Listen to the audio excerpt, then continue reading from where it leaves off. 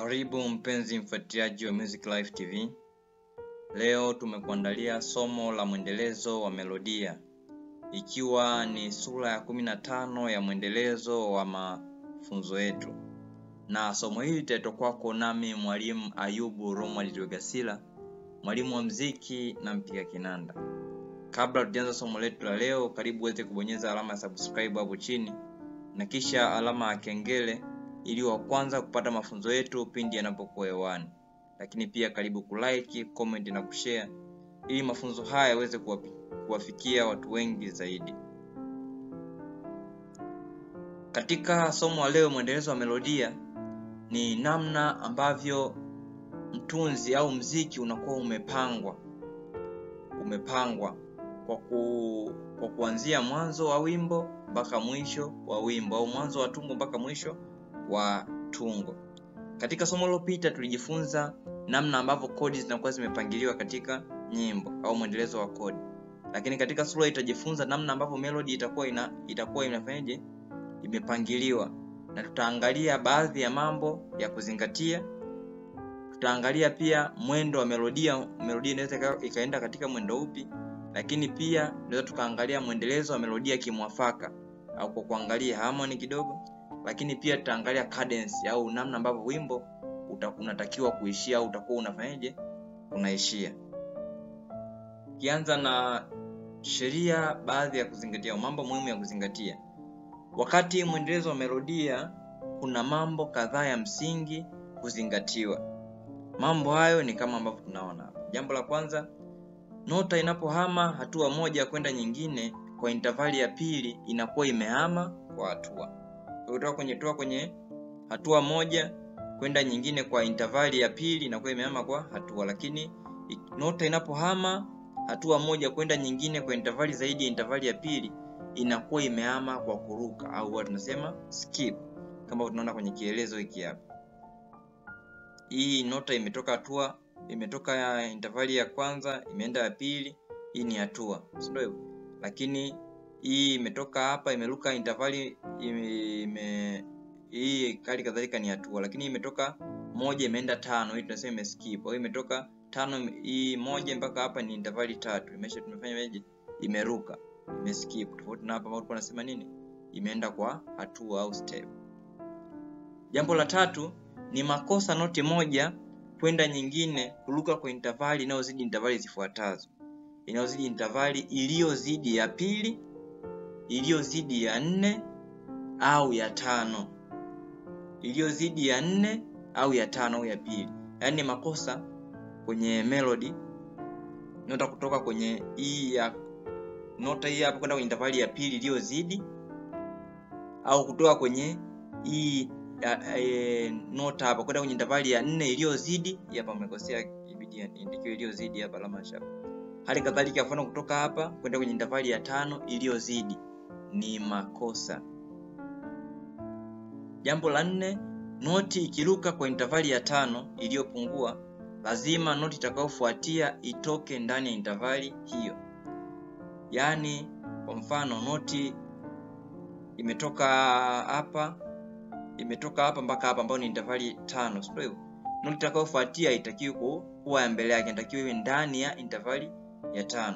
Hairuhusiwi kwa mfano hapa imetoka noti ya intervali hapa mpaka hapa ni intervali 5, baada hapo tukaja mbele yake, hapo na watu tumefanya makosa. Lazima noti inayofuatia iwe ndani ya intervali ya 5.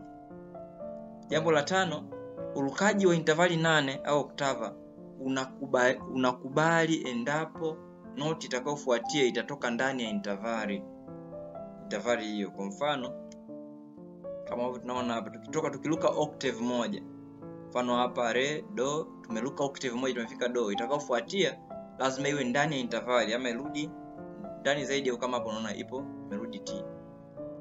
Au kama hapo tunaona hapa imekuja hapa imeruka intervali moja, lakini noti iliyofuatia baada ya kuruka intervali moja ipo ndani ya intervali, lakini ni kosa. Kwa mfano kama hapa imeruka kutoka hapa mpaka intervali moja, lakini imeenda tena imezidi kwenda mbele, imetoka mi imekuja mi afu imekuja imepanda fa, hilo ni kosa, hairuhusiwi. Jambo la 6, urukaji wa intervali ya 6 si vema ukatumika. lakini kama utatumika basi noti itakayofuatia lazima iwe ndani ya intervali ya 6. Kwa hiyo intervali ya 6 hali kadhalika kama tunaona hapo, kutoka intervali ya kwanza mpaka intervali ya 6 noti itakayofuata lazima iwe nani? Iwe ndani ya intervali ya 6. Haiwezekani intervali ikaruka 6 afu kaenda ya mbele, kama hapo pia tumeona kwenye sheria ambazo zimepita hapo nyuma. Noti kiongozi inapaswa kwenda kwenye toniki pale inapokuwa kwenye mwendelezo wa kodi ya 5 kwenda ya kwanza au ya 5 kwenda ya 6. Noti kiongozi inatakiwa kwenda kwenye leading kiongozi inatakiwa kwenda kwenye nini? Kwenye tonic. Hapo anazungumzia leading tone ni kodi yenye T. Kwa mfano T au C wengine wanasema inapaswa kwenda kwenye do moja kwa moja. Kama kodi itakuwa inatoka kwenye 5 inakuja 1 au inatoka 5 inakuja 6. Kisha kwa tutaona baadhi ya mambo ambayo yanaweza katufanya yanaweza kapelekea kukiuka kwa hii kanuni mbele katika mafunzo haya. Lakini kwa sasa naomba tuondoke na kwamba kwenye leading tone inapaswa kutoka kwenye leading tone inapaswa kwenda kwenye tonic. Kwamba ikitoka T inatakiwa kwenda nini? Do. Kama kodi itakuwa ni 5 1 au 5 inaenda kwenye 1 au inatoka kwenye 5 inaenda kwenye 6. Kama tunaona hapa. Kwa hiyo ikiwa inatoka 5 kuja kwenye 1, kama ni T, hii hapa inakuwa nini? Do. Sio leading tone inakuja kwenye nini? Kwenye tonic. Hali kadhalika kwa mfano inakuja kwenye 5 inarudi kwenye 6, sio hivyo? Utakuta sauti ya 3 hapa ambayo ilikuwa ina leading note inakuja kwenye nini? Kwenye do ambayo ni tonic. Mwendo wa melodia ni nini? Au melodia ina mwendo gani? Mwendo au motion ni kitendo cha nota moja au zaidi kuhama kutoka sehemu moja kwenda nyingine. Nota moja au zaidi kuhama kutoka sehemu moja kwenda nyingine. Nota mbili au zaidi zinazounda kodi, pale kodi hiyo inapohama kwenda kodi nyingine hutengeneza aina za mwendo ufuatao. Kwa noti mbili au zaidi zinazounda kodi, pale kodi hiyo inapohama kwenda kwenye kodi nyingine zinatengeneza aina za mwendo ambazo tunaenda kuzisoma. Aina ya kwanza ya mwendo ni mwendo wa kufanana au similar motion. Aina ya pili ni mwendo kinyume au contrary motion. Aina ya tatu ni mwendo mshazari au oblique motion. Aina ya 4 ni mwendo msambamba au parallel motion, lakini tunaweza tukaongezea na static motion au mwendo ambao umeganda hapo kwamba noti kodi inatoka hapo na ina sehemu inafuatia hapo ambayo tutajeweka katika mafunzo katika notes hizi. Lakini unaweza ukajua kwamba kuna static ambayo noti inakuwa iko pale, kodi inakuwa iko pale haijahama mwendo wake ule. Tukianza na mwendo wa kufanana au similar motion, ni aina ya mwendo ambapo noti mbili au zaidi zinahama kuelekea uelekeo mmoja huku zikibaki na intervali ya awali au vinginevyo. Kwa zinahama kutoka mwendo sehemu moja kwenda sehemu nyingine kwa kulingana intervali au kutolingana. Kwa mfano hizi zinaenda mwendo wa kufanana, zote zinaenda pamoja. Kwa mfano kama itakuta zinalingana intervali, kwamba intervali hii hapa ndo ya hapa ndo ya hapa. Hali kadhalika lakini hapa ni mwendo wa kufanana lakini zote zinaenda sehemu moja lakini hazilingani intervali. Utakuta intervali ya hapa tofauti na hapa na hapa.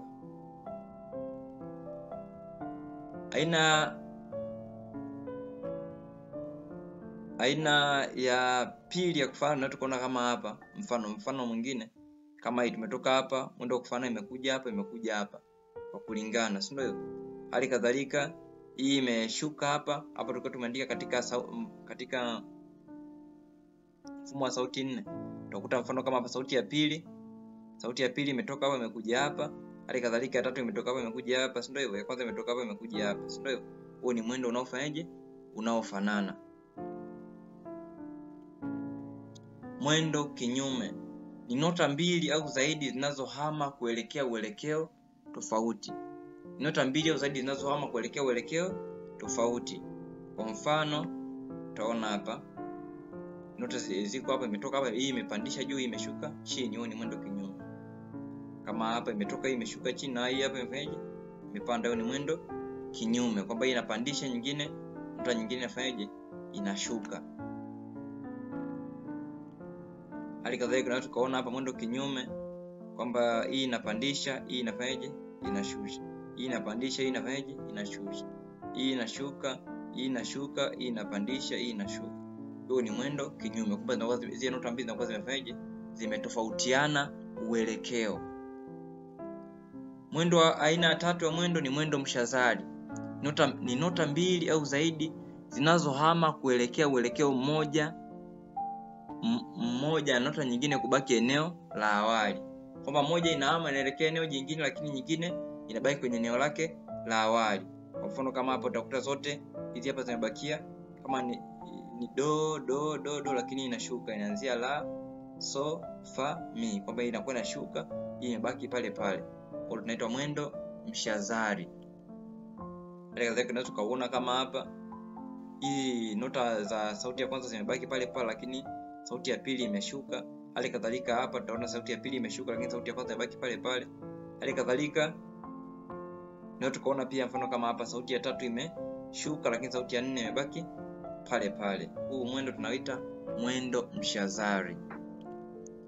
Aina ya nne ni mwendo sambamba. Mwendo sambamba hushabiana na mwendo kufanana, isipokuwa katika mwendo sambamba nota mbili au zaidi zenye intervali zinazofanana zinahama kuelekea uelekeo mmoja bila kubadilika kwa intervali. Kwenye mwendo sambamba zinahama pamoja bila kubadilika intervali, tofauti na kwenye mwendo kufanana ambako tulisema intervali zinaweza zisizingatiwe. Lakini kwenye mwendo sambamba intervali zinazingatiwa. Kwa mfano kama hapo utakuta mwendo kutoka hapa mpaka hapa zote zimehama uelekeo sawa, lakini pia intervali zinalingana. Hali kadhalika hapa zimehama sawa, lakini intervali zinalingana. Hali kadhalika katika mfano huu zimehama sawa, lakini pia intervali zinafanana. Mwendo huu huitwa mwendo sambamba. Mwendelezo kimwafaka, kwamba umeshapanga melodi yako, katika wimbo. Kama umepanga kodi, sasa ni kwa namna gani ambapo ukizipanga sauti zote nne zitasikika vizuri. Huo tunaita nini? Mwafaka au harmony. Nini ufanye usikosee katika mwafaka wakati wa kupanga melodia? Hapa tutajifunza baadhi ya sheria ambazo, kwa hiyo hapa tutajifunza baadhi ya sheria ambazo katika kupanga wimbo au harmony wimbo au kuweka mwafaka inatakiwa kufuata, au pale ambapo zitakuwa zimefuata wimbo huo utakuwa au tungo hiyo itakuwa ina baadhi ya makosa. Hapo tutaanza na mambo ya kuepuka. Jambo la kwanza ni mwendo sambamba kamili wa 8 au consecutive octave au parallel octave. Nasema sauti mbili zenye intervali kamili ya 8 zinapohama kutoka kodi moja kwenda kodi nyingine zikaendelea kuwa na intervali ya 8 au octave, hutoa kosa liitwalo sambamba au consecutive octave. Kwa sauti mbili zenye intervali kamili ya 8 zinapohama kutoka kodi moja kwenda nyingine zikaenda kuwa na intervali ya 8 tena, zinakuwa zimefanya kosa. Kama tunaona kwenye mfano huu, kwa mfano katika mfano utakuta sauti ya kwanza na ya 4 utakuta imetoka hapa, imetoka hapa imekuja hapa, si ndio hivyo? Hali kadhalika imetoka hapa imekuja hapa, imetoka T imekuja re, si ndio hivyo? Hali kadhalika sauti ya 3 na 4 imetoka sauti ya 4 imetoka T imekuja re. Samani imetoka mi imekuja so, kwa sababu ni ufunguo G. Hali kadhalika imetoka mi imekuja so, kwamba zimehama lakini zimehama kwa octave nzima. Yaani kodi hii sauti ya kwanza na ya 4 zimehama kwa octave nzima na ya 4 imehama kwa octave nzima, zimehama sawa. Hilo ni kosa. Lakini hali kadhalika tutaangalia sauti ya kwanza hapa. Sauti ya kwanza imetoka do, imetoka so imekuja mi, hali kadhalika so imekuja fa. Hali kadhalika sauti ya 3 imetoka so imekuja fa. Hilo hali kadhalika ni kosa kwa sababu zimehama kwa octave moja. Yaani octave imehama octave, imeenda kwenye octave tena, na ni sauti ambazo lingana. Hali kadhalika ukiangalia hapa utakuta sauti ya pili na sauti ya nne. Utakuta sauti ya pili ni do re, hali kadhalika na ya nne ni do re. Do re kwa zimehama kwa pamoja. Hilo ni nini? Ni kosa tunasema kwenye mwendelezo wa melodia kimwafaka, kwamba ni octave nzima imehama.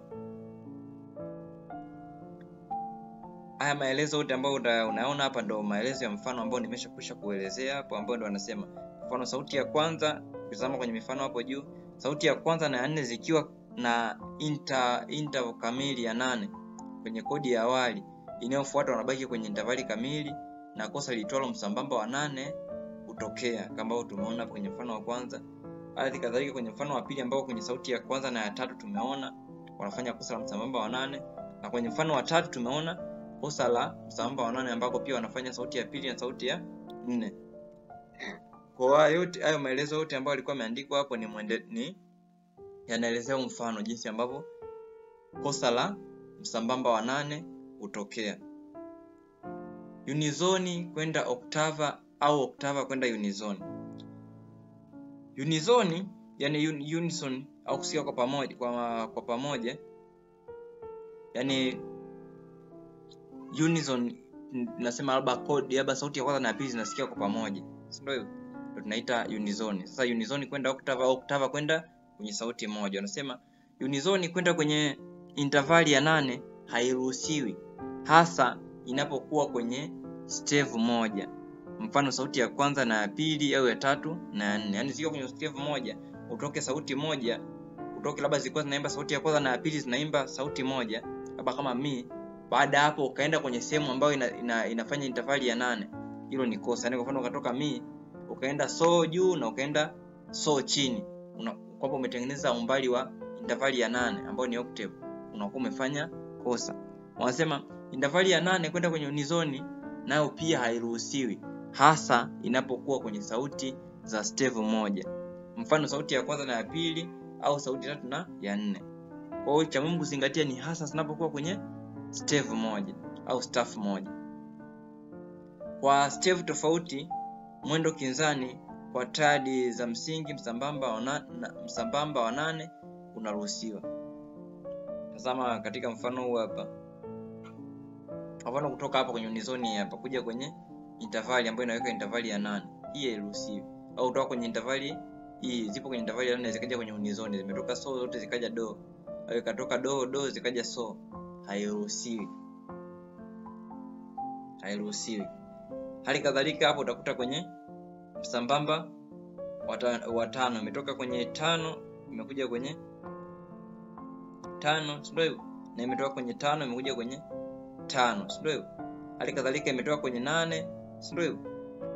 Imekuja kwenye 8, hali kadhalika imetoka kwenye 8 imekuja kwenye 8, kama hapo walikuwa wana elezea hapa. Hii ameelezea kwa stave tofauti mwendo kinzani au contrary motion kwa tadi za msingi msambamba wa 8 unaruhusiwa.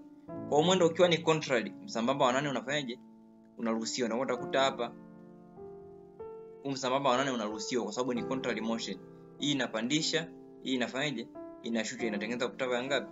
Ya 8. Kwa mfano hapa hii ni so, sauti ya kwanza ni so na hapa ni so, zimetengeneza octave. Ndio hivyo. Lakini imechukuja do na imekuja do. Inakubalika kwa sababu zimeenda contrary motion. Inakubalika kwa sababu imeenda contrary motion. Hii imekuja so do na imekuja so do, lakini zimeenda kwenye contrary motion. Hii imeenda huku na hii imeenda huku. Sio kama nipata kidogo hivyo. Lakini jambo la pili ni msambamba kamili wa 5 au consecutive fifth au parallel fifth.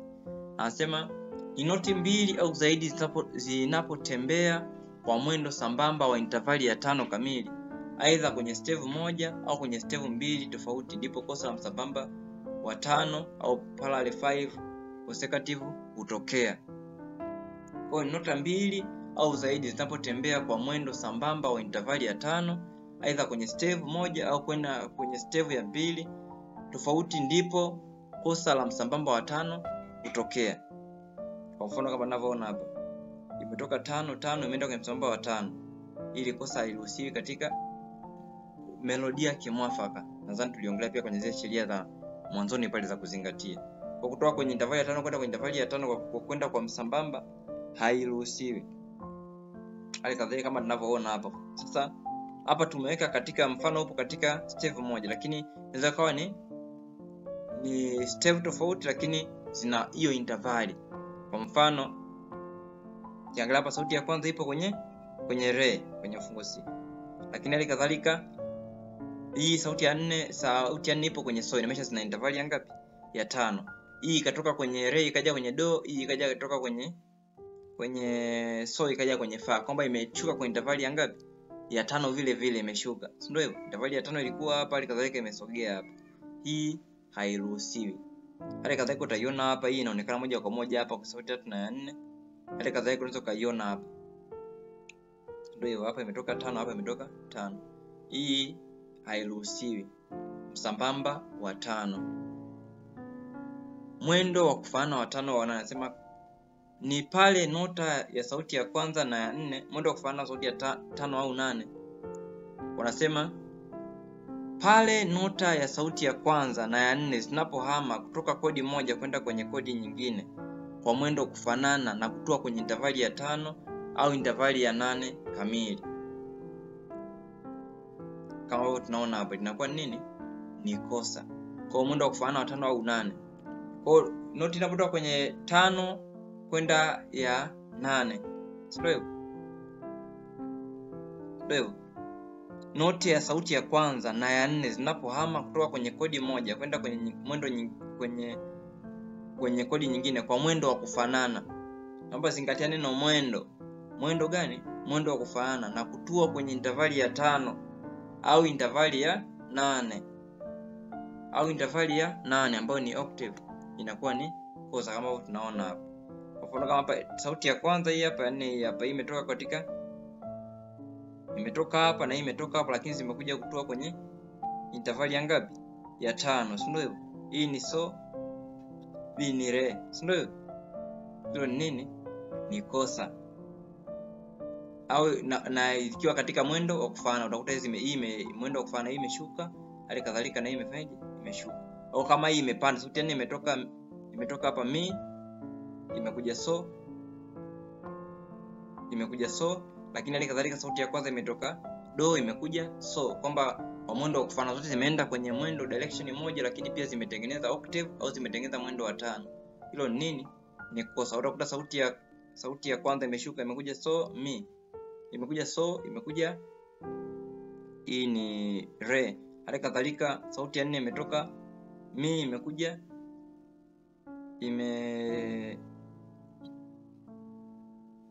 imetoka mi, imekuja la. Inakuwa imefanya kosa.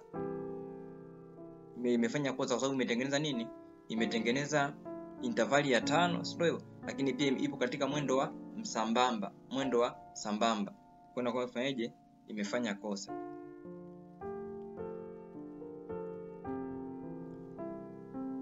Lakini ukikuta imeenda kama hivi, imetoka ni kwenye intervali ya 5, sio?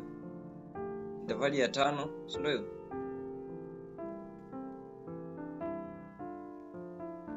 Kama ambavyo tunaendelea kuona kwenye mfano huu hapa. Hali kadhalika makosa ya msambamba, sauti ya 4, sauti ya kwanza, sauti ya 4 zimetengeneza intervali ya 5 ambayo ni kosa. Hali kadhalika hapa sauti ya kwanza na ya 4 mwendo wa msambamba zimetengeneza intervali ya 8 ya octave ambayo ni kosa. Hali kadhalika hapa sauti ya kwanza na ya 4 zimetengeneza intervali ya 5. Hali kadhalika hapa intervali ya 8. Muhimu kuzingatia katika hii sheria au katika hili jambo ambalo tumejifunza ni kwamba jambo la kuzingatia ni kwamba kosa hili hutokea kati ya sauti ya kwanza na sauti ya 4 na si vinginevyo.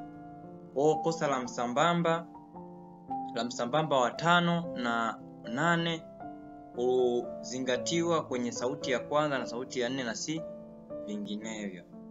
si vinginevyo. Aidha, kosa hili linaweza lisiwepo endapo zitatembea kwenye kodi moja ya kimwafaka pale zinapohama bila kubadilika, zitatembea kwenye kodi moja ya kimwafaka bila pale zinapokuwa bila kubadilika, au sauti ya kwanza itatembea kwa hatua kwenye kodi ya kwanza kwenda ya 4, au ya 4 kwenda ya 5, ya 4 kwenda ya kwanza, au ya kwanza kwenda ya 5, au ya 5 kwenda ya kwanza.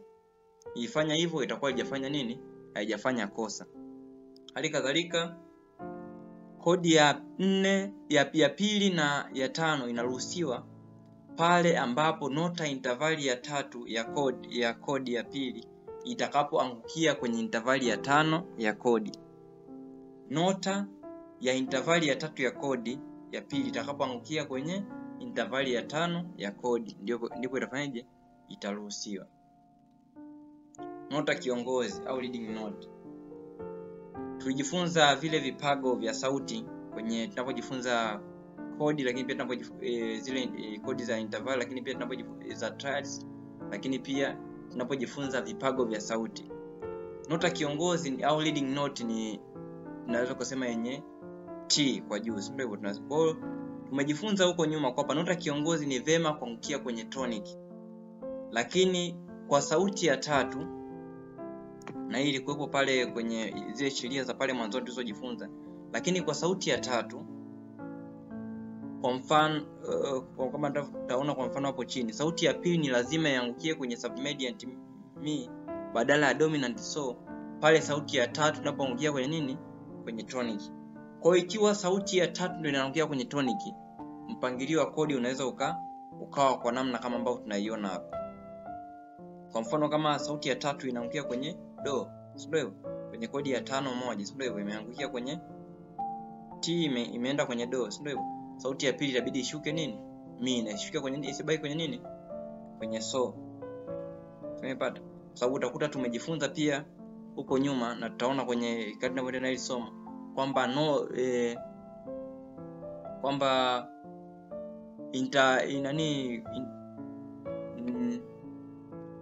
noti ya pili, sio hivyo, kutoka kwenye shina ni muhimu kwa sababu inaongeza uzito wa nini? Noti ya pili tunapoform kodi, sio hivyo, kwenye triads ni ya msingi kwa sababu inafanya kodi isikie kwa nguvu na kwa uzito. Kwa kufuatia kwenye somo la kodi tulisema ya 3 ni si vizuri kuiacha. Utakuta ndio hivyo. Kwa ambao tumesahau ule mpangilio wa vipago ndio kama ambao unaonekana hapo. Utakuta kuna tonic, ni do, supertonic, mediant, subdominant, dominant, submediant na leading tone ambao ndio nini? Leading tone au nota kiongozi ndio ambao tulikuwa tunafanyaje? Tunajifunza hapa kwamba yenyewe ikiwa inaishia do, ya sauti ya pili lazima ishuke kwenye nini? Ishuke kwenye mi na isibaki kwenye so, ili kuweka uwiano wa kimwafaka au uwiano wa kimuziki.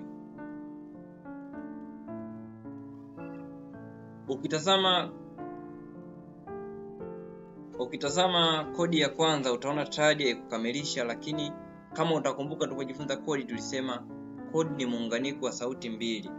Sisitizo ni kwamba kodi inapokuwa na sauti mbili ni lazima nota ya 3 kutoka nota ya shina isikosekane. Nota ya 3 kutoka kwenye shina isikosekane. Kwa hiyo ndio maana nilikuwa tumesisitiza hapa, sio? Lazima hii ikiwa na malizia do, lazima hii ije malizie mi. Hii nota ya 3 ya shina isifanyeje? Isikosekane.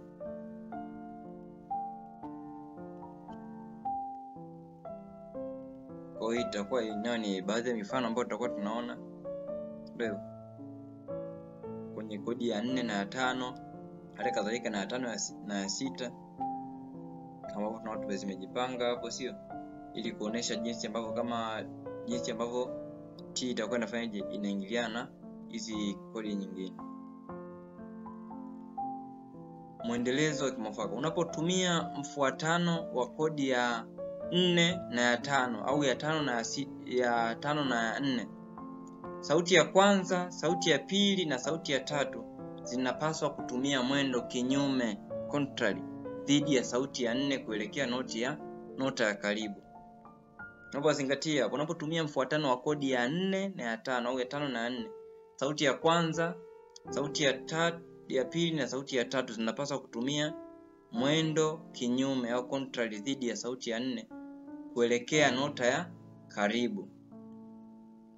Nota kiongozi inapaswa kupanda kwenye toniki, wakati nota kiongozi au leading note nimeshasema inatakiwa kupanda kwenye toniki au do, wakati nota kiongozi inatakiwa kwenye sauti ya kwanza ya kodi ya 5, kwenye kodi ya 5. Ikiwa kwenye sauti ya pili, sauti ya 3 au ya 4, nota kiongozi inaweza kupanda au kushuka. Inaweza ikapanda au kushuka. Ikiwa kwenye 5 kwenda kwenye 4, nota ya intervali ya 3 ya kodi ya 6 inapaswa kurudufiwa ikitumia hatua kwa mwendo kinyume au contrary. Kwa maelezo yote hapa tunaelezea ni leading note, note kiongozi. Kwa kwamba ikiwa tumeshasoma kwamba ikiwa kwenye sauti ya 3 ile lazima itaenda kwenye nini? Kwenye do. Na inapoenda kwenye do tumesema sauti ya pili itabidi ije kwenye mi, sio hivyo? Na tumetoa sababu kwamba tushajifunza kwamba kodi intervali ya 3 ni muhimu katika kupanga kodi, sio hivyo? Lakini pia hapa tunaongezewa kitu hapa, sio? Kwamba ikiwa kwenye sauti ya pili au ya 3, yani leading note hiyo kwenye sauti ya pili au ya 3, ikiwa kwenye sauti ya pili, sauti ya 3 au sauti ya 4, nota inaweza kupanda au kushuka. Naomba tuichukue hiyo. Kama tunaona kwenye mfano hii hapa. Utakuta hapa kwenye hii ya hapa tumetoka kwenye 6, kwenye 6 tumekuja kwenye 5, na hali kadhalika tutakuwa na mfano hapa ambao umetoka kwenye 5 umekuja kwenye 6, sio hivyo? Kwenye 5 umekuja kwenye 6 kama tunaona hapa. Wakati tulitoka kwenye 5 kwenye 6 kuja kwenye 5 utakuta imekuja do, imekuja C. Wakati huo sauti hizi nyingine zimeenda contrary, zimeenda kwenye contrary motion, kwamba hii imeshuka, zenyewe zimefanyaje? Zimepandisha. Hali kadhalika utakuta hapa kwenye hii 5 kuja kwenye 6 utakuta hii imepanda T, do imetoka leading note imekuja kwenye do, sio hivyo? Lakini hizi nyingine zimeenda nini? Contrary, kwamba imepanda, hizi zimefanyaje? Zimeshuka. Ukifanya hivyo ndio unakuwa unafanya kwa usahihi. Cadence ni nini? Cadence ni nini katika mwendo wa muziki? Cadence ni mfuatano wa kodi mbili zinazoleta pumziko, mshangao na kadhalika. Hivyo ni aina ya vituo vya umaliziaji wa wimbo. Kwa hiyo cadence na mambo itakuwa imepangwa, itakuwa inaonyesha wimbo unaishia au unaendelea au kuna kitu gani ambacho kinaendelea kwenye muziki kulingana na jinsi ambavyo utakuwa umepangwa. Kwa sababu tunajifunza muendelezo wa melodia, na tuseme tuanzia mwanzo, tunaanza kujifunza zile sheria za mwanzoni. Watu tumejifunza zote, sisi tumejifunza wimbo katikati mambo yake inabidi yawe, lakini hapa sasa tunamalizia na cadence, kwamba kuonyesha mwishoni inabidi umalizie wimbo katika namna ipi, ambao kuna cadence kamili au perfect cadence. Tutajifunza hizi aina za cadence, itakuwa zipo aina nyingi za cadence. Tutajifunza cadence kamili, cadence plagiari au plagio cadence, tutajifunza cadence isiyo kamilika au imperfect cadence, na cadence iliyokatizwa au interrupted cadence. Hizi tutajifunza hizi aina 4 za cadence, lakini zipo aina nyingine za cadence. Tutaendelea kupitia kadri ambavyo tunaendelea kufundishana. Cadence kamili ni mfuatano wa kodi ya 5 na ya kwanza unaowekwa kwenye muziki ili kuweka pumziko au nukta. Pia humaanisha ukamilifu wa sentensi.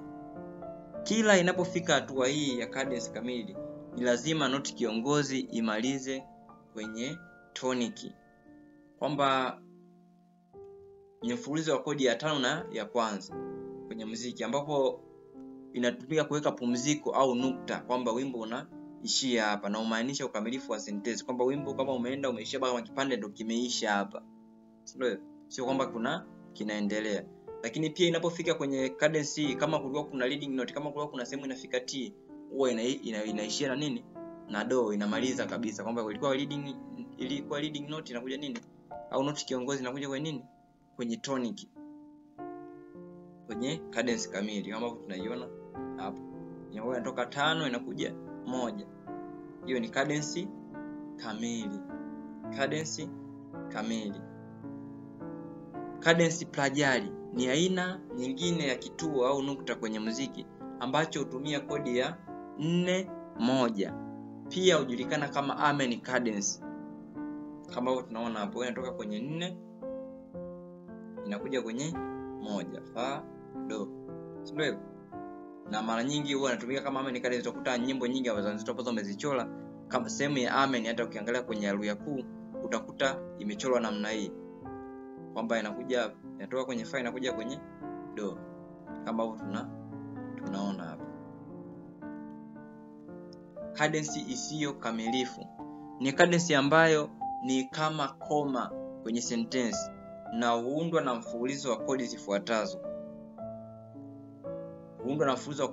Ambao kuna kodi ya kwanza ya 5, ya pili ya 5, ya 4 ya 5, ya 6 ya 5 na kodi ndogo kama ya kwanza ya 5, ya 4 ya 5 na 6 ya 5. Hizi ndio cadence isiyo kamilifu, kwamba hii huonesha kwamba wimbo unaendelea, labda wimbo umefika kituo, labda kwenye wimbo umefika nusu, kwamba umetoka kwanza mkuja ya 5, kwamba unaendelea, wimbo bado unaendelea, lakini umefika kwenye sehemu ambayo ni nini, kuna kituo cha wimbo, kwamba tumeimba tumefika hapa, usione wimbo kwa namna ambavyo umetulia, unaendelea. Kwa mfano utaona kama hapa imetoka 5 do, kama umekuja do si, uweze kusema wimbo umeisha. Sio? Wimbo umetoka do umekuja ti, uweze kusema wimbo umeishia hapo. Ni kwamba wimbo unafanyaje? Unaendelea. Kwa tunasema ni cadence isiyo kamilifu. Au umetoka 2 umekuja 5 kama tunaona hapo, sio? Umetoka re umekuja ti, uweze kusema wimbo umeisha. Wimbo bado unafanyaje? Unaendelea. Hali kadhalika imetoka 4 imekuja 5, inaonyesha wimbo bado unafanyaje? Unaendelea. Au imetoka 5 imekuja toka 6 imekuja 5, kwamba cadence isiyo kamilifu, wimbo bado unafanyaje? Unaendelea. Kwenye kodi ndogo unaweza kuona mifano kama hii hapo. Hata imetoka 1 imekuja 5, imetoka 4 imekuja 5, hali kadhalika imetoka 6 imekuja 5. Kama unakuchanganya unapotumia hizi namba, naomba kufuatilie somo la kodi, trad and kodi. Tulijifunza hizi na tukazianza kuzitumia kwa kutumia namba hivi, na tuna namaki ya kutumia, nataka kuonyesha pia ya kutumia hizi namba, nikakuonyesha kwamba ni first inversion au second inversion. Kwa kama na kuchanganya kapitie pale, unaweza ukanielewa vizuri zaidi. Cadence iliyokatizwa. Cadence hii ni kituo kidogo chenye kuonesha mshangao, ambayo huwa na mfululizo wa kodi, kama ambavyo tunaona hapa. Mara nyingi inakuwa ni 5 6, kwamba ni mshangao. Utakuta hii inatumika sana kwenye unapotengeneza minus, ndio utakuta mfano umetoka 6 imekuja 7, so la, kwa inakuwa inaonyesha cadence hiyo katizo, inaonyesha mshangao. Lakini kuna makundi ya cadence pia. Kuna cadence ambayo tunasemaga yenye nguvu na cadence hafifu. Cadence yenye nguvu hii hutokea pale kodi ya pili ya cadence inapoangukia kwenye pigo lenye nguvu. Kodi ya pili ya cadence inapoangukia kwenye pigo lenye nguvu, kama tunaona hapo, sio? Cadence inatoka hapa, sio? 5 kuja kwenye pigo lenye nguvu, kama hapa imetoka ni pigo moja imekuja kwenye pigo lenye nguvu, mapigo mawili, inakuwa ni cadence yenye nguvu. Hali kadhalika cadence hafifu hii hutokea pale kodi ya pili ya cadence inapoingia kwenye pigo hafifu, inakuwa ni cadence hafifu, kama hapo tunaona hapa. Kwa mfano hapa inatoka 4 imekuja kwenye 1, inatoka kwenye inatoka kwenye cadence inaingia kwenye pigo ambalo ni hafifu, ambalo linasikia kwa muda. Cadence zote huwa na mgeuko. Cadence kamili inageuzwa tu wakati kodi ya dominant inageuzwa bila kujali kodi inayofuatia kama imegeuzwa au la. Cadence zote isipokuwa cadence kamili zinaitwa cadence kati au middle cadence, isipokuwa cadence kamili. Hii ni kwa sababu zinatumika katikati ya sentensi ya muziki, kwamba inatumika katikati ya muziki, kama muziki unakuwa hujafanyaje, haujaisha. Kwa hiyo tunatumia kumaliza muziki ni cadence kamili au cadence cadence kamili, kama nimesema cadence kamili au perfect cadence. Sura itakayofuata, sehemu itakayofuata ni sura ya 16 ambayo tutajifunza kuhusu umbo la muziki. Kama ni mara yako ya kwanza kutufuatilia, usisahau kubonyeza alama ya subscribe na kisha alama ya kengele ili wa kwanza kupata mafunzo yetu pindi yanapokuwa hewani. Asante sana kwa kutufuatilia. Uwe na wakati mwema.